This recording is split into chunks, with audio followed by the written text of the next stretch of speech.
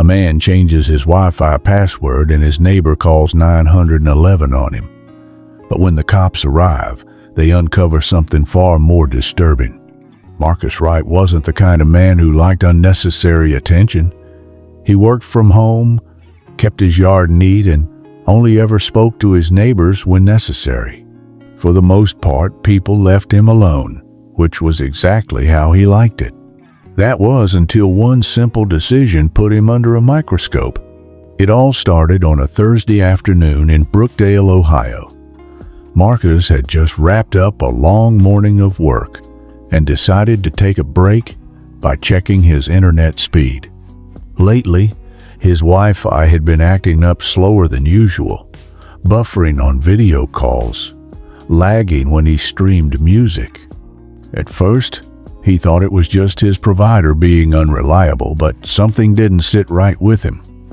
So, he dug a little deeper.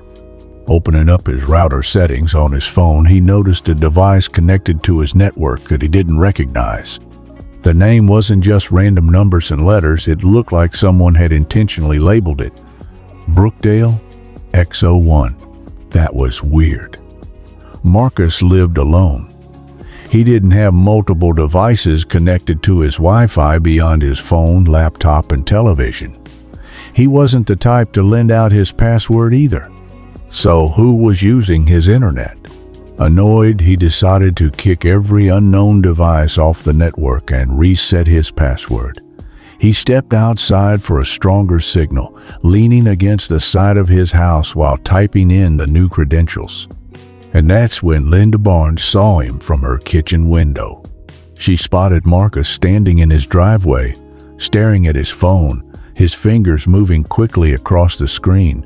To her, it looked suspicious. She had never trusted him, not for any real reason, but because he never seemed interested in being part of the neighborhood. He didn't come to block parties. He barely spoke to anyone. And now here he was, standing outside, messing with something on his phone. Her mind jumped to the worst conclusion: he was hacking. She didn't know what or why, but she felt it in her gut. Something wasn't right. Before she could talk herself out of it, she grabbed her phone and dialed 911. Yes, I need to report something suspicious. My neighbor, he's outside doing something with his phone. I don't know what it is, but it looks off. Can you send someone to check it out?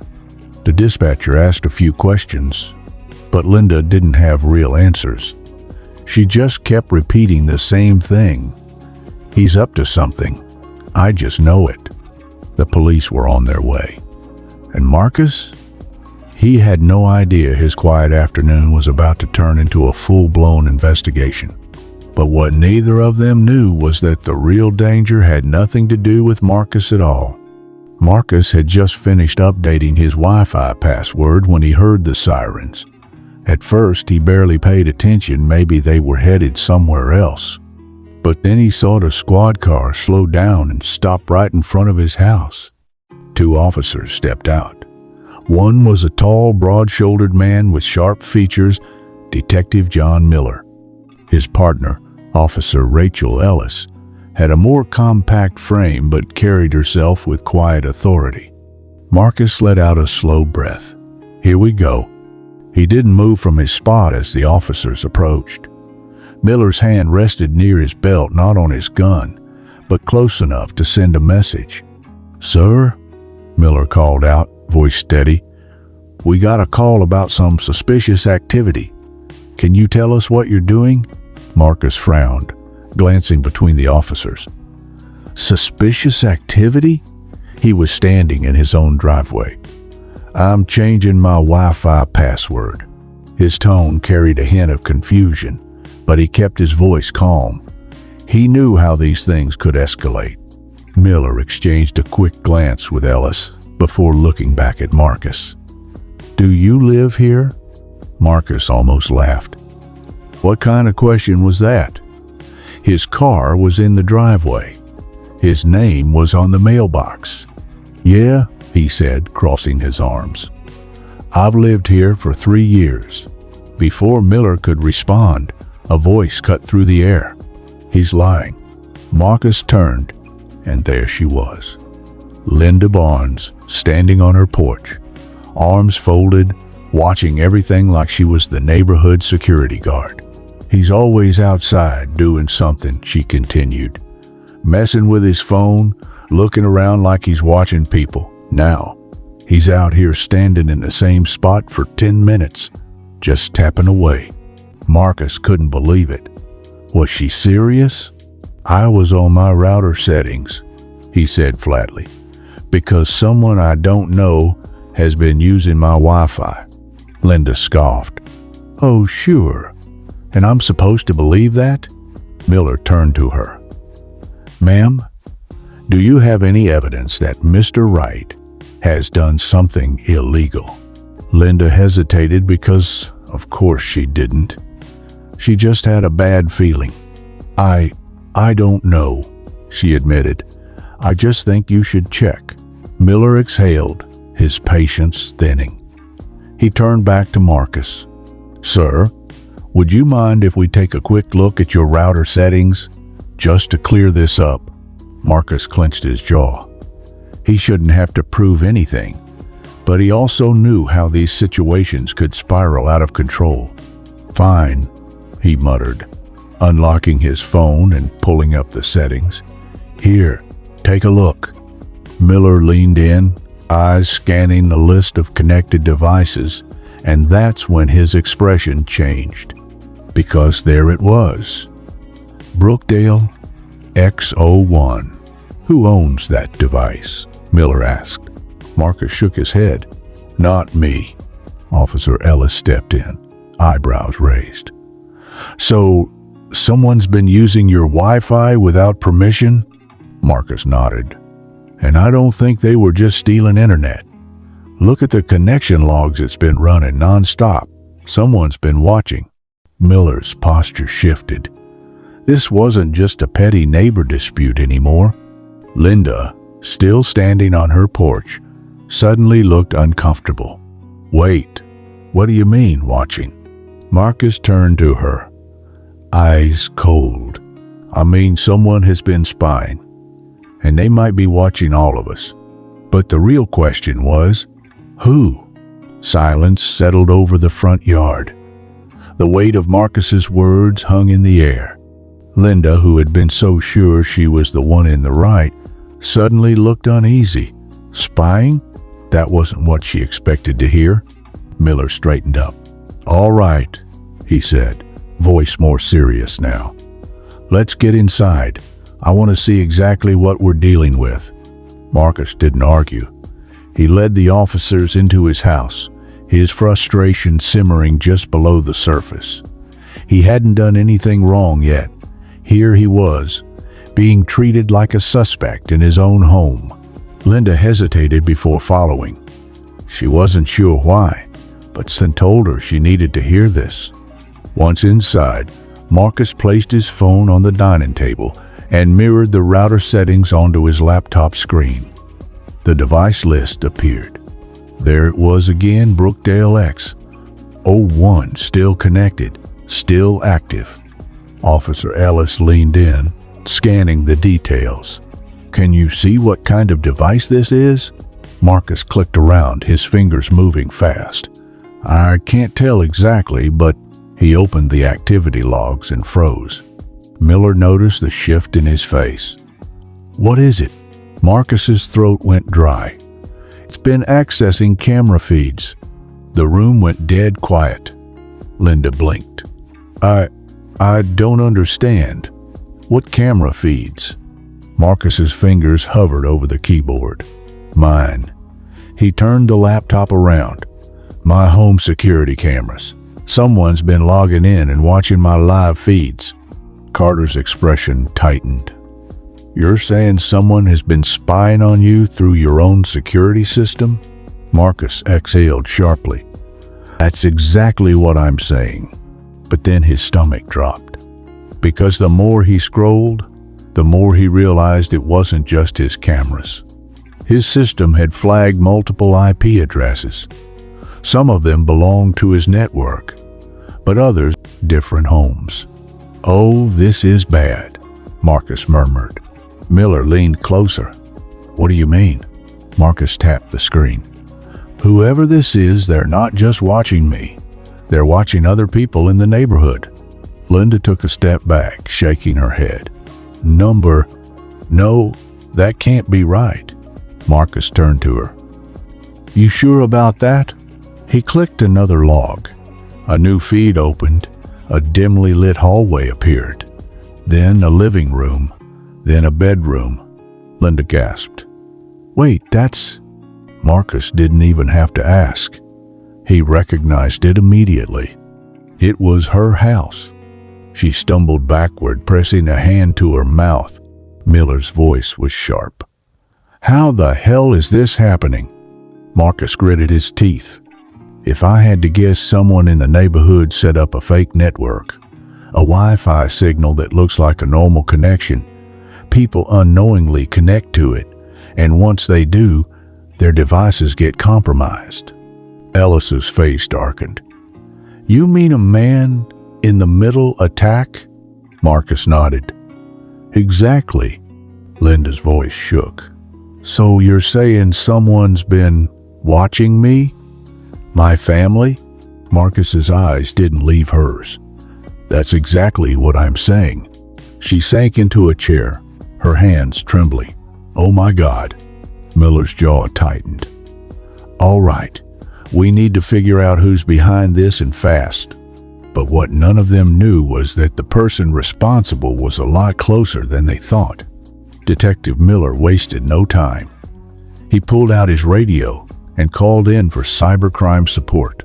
"This is bigger than we thought," he muttered to Officer Ellis. "If someone's running a surveillance network, they're not just invading privacy, they're committing a felony." Ellis nodded, her expression serious. "And if we don't stop them now, who knows how far they've already gone?" Marcus, still seated at his laptop, was already digging deeper. He wasn't a hacker, but he knew enough about network security to trace where the data was being sent. He opened the IP logs and froze. "Wait, this can't be right." Miller looked up. "What?" Marcus turned the laptop screen so they could see. "The data isn't going to some random server. It's being sent to an address right here in the neighborhood." Linda's eyes widened.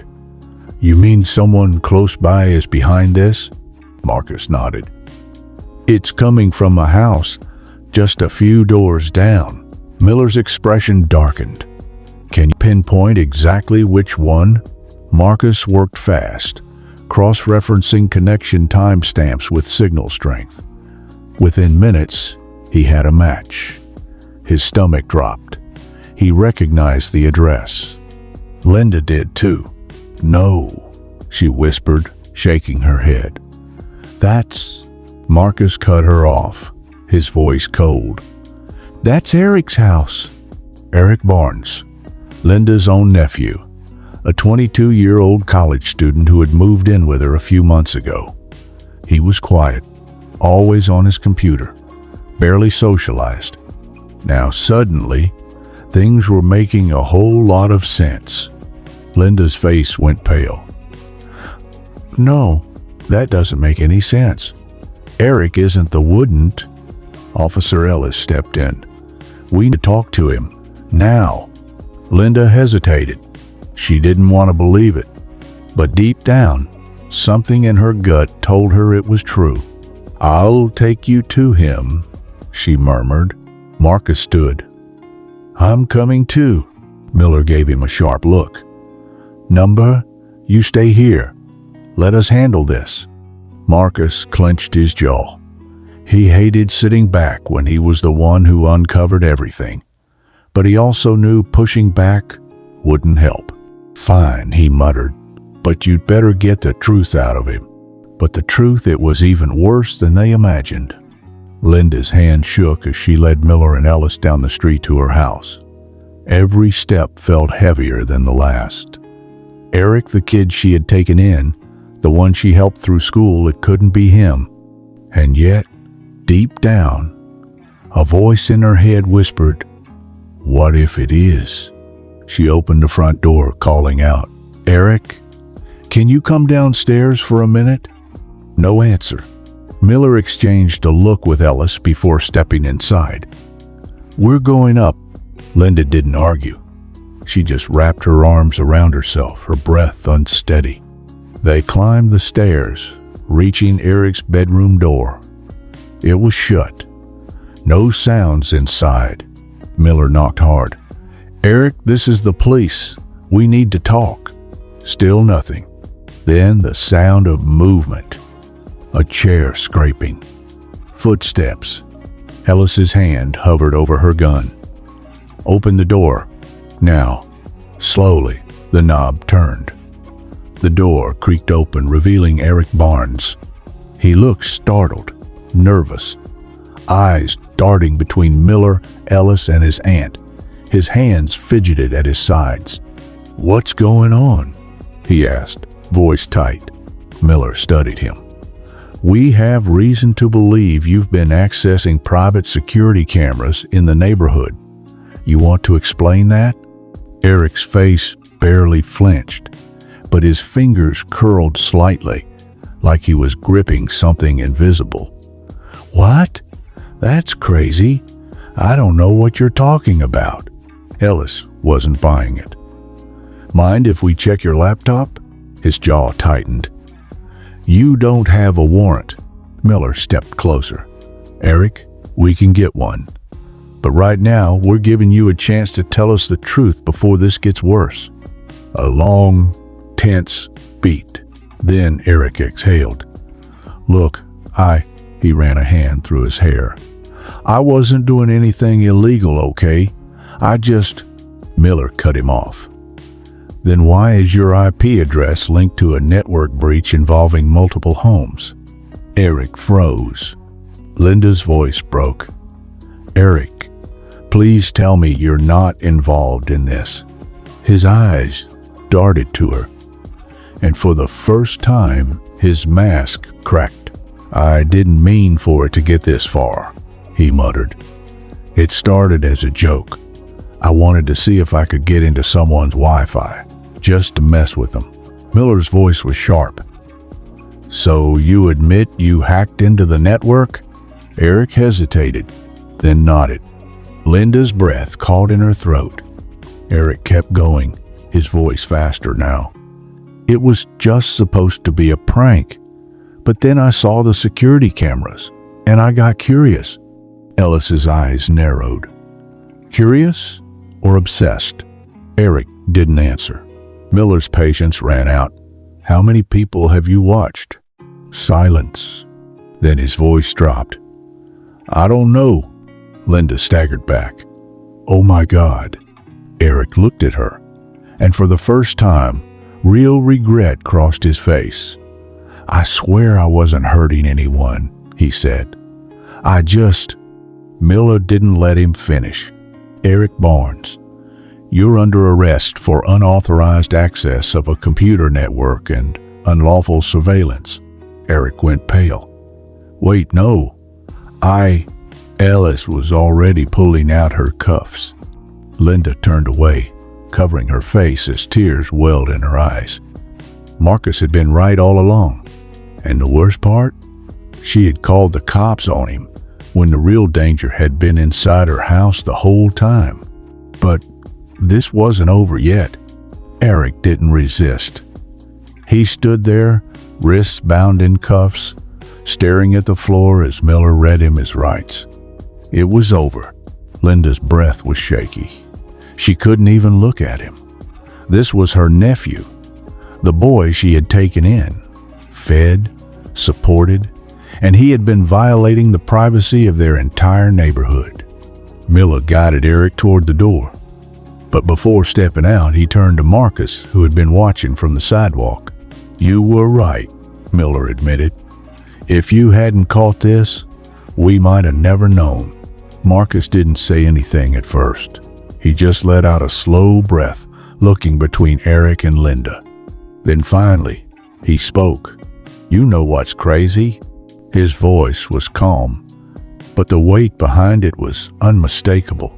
"I was out here, minding my business, changing my own Wi-Fi password, and yet, somehow, I was the one who got the cops called on me. Linda flinched. She had no defense, because there was none. I was wrong, she murmured. I made an assumption, and it was completely unfair. Marcus let that sit in the air for a moment. Then, shaking his head, he turned toward his house. I don't need an apology, he said over his shoulder. Just do better. And with that, he went inside.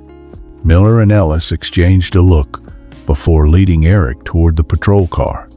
Linda stayed behind, standing alone in the middle of the street.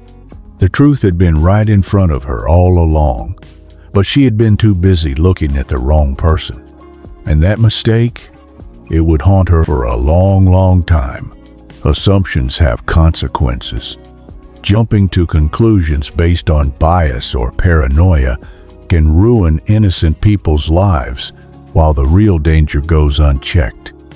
Instead of making judgments without evidence, take a step back. Observe. Listen. The truth might not be what you expect,